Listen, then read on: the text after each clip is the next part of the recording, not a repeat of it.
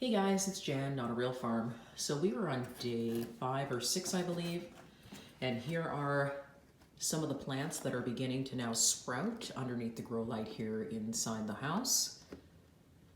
Now these are the hollyhocks, so these just took off pretty much at around day 3. They were starting to sprout and come up.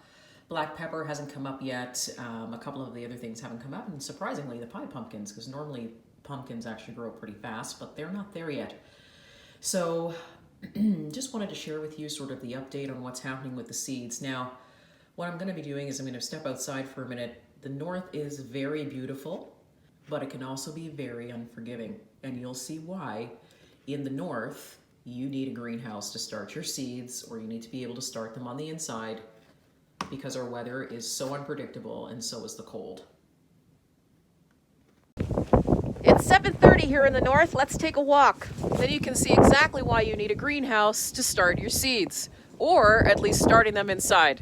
The north can be very, very unforgiving.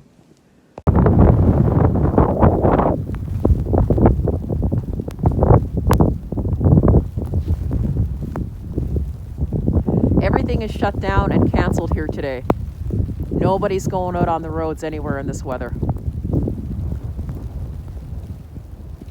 It's awful.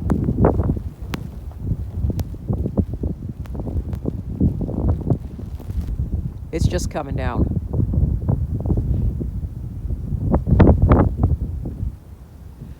So, we absolutely need greenhouses. Ooh, the wind! Wow!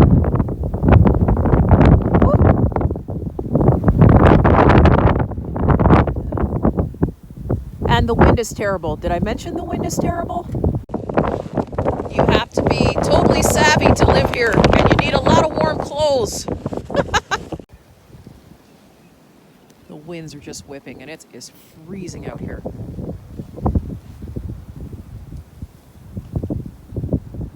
And this is why, like I was saying earlier, you need a greenhouse. You need a way to start your seeds inside so that you can extend your growing season in these kinds of climates. 60 days is just not enough for me to grow a complete crop, and that's why we decided to build the greenhouse that we did, so that we could extend our season. Oh, my hands are freezing. Woohoo!